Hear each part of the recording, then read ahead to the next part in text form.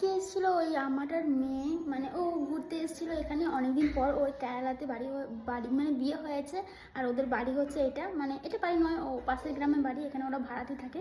তো এসে আমাকে বলছে কেমন আছো তুমি, অনেক দিন এর শুকিয়ে যাচ্ছে, এরকম আমার নানা ধরনের প্রশ্ন জিজ্ঞেস করছে, কথা বলছে আমার সাথে। তারপর অনেকক্ষণ পরে বলছে যে তোমার সোশ্যাল আইডি প্ল্যাটফর্মগুলো আমাকে, মানে আইডিগুলো দাও, তোমার নামগুলো বলো, যে কী কী নামে তোমার আইডি খোলা আছে, আমি একটু দেখবো তোমার ভিডিও। তো আমার কাছ থেকে আমার আইডিটা নিয়ে গিয়ে, মানে আমার নামটা শুনে এবার আমার আইডিটা মানে খুলেছে। আমি যেহেতু খুব একটা ইউটিউবে মানে ভিডিও ছাড়ি না, লং ভিডিও, তো আমাকে মোটিভেট করলো যে ছাড়ো। আর এখন আমার আইডিটা গিয়ে আমার প্রত্যেকটা ভিডিও মানে মানে দেখছে, লাইক কমেন্ট শেয়ার করছে। তো আমাকে বলছে তুমি কন্টিনিউ ভিডিও করো, আমি তোমার পাশে আছি। তো এত দূর থেকেও কেউ যদি সাপোর্ট করে, সত্যি নিজেকে অনেকটা মানে অনেকটাই নিজে মোটিভেট হয়ে যায় যে এত যদি মানুষ পাশে থাকে তো অবশ্যই কাজ করার মুডটা আরও বেড়ে যাবে।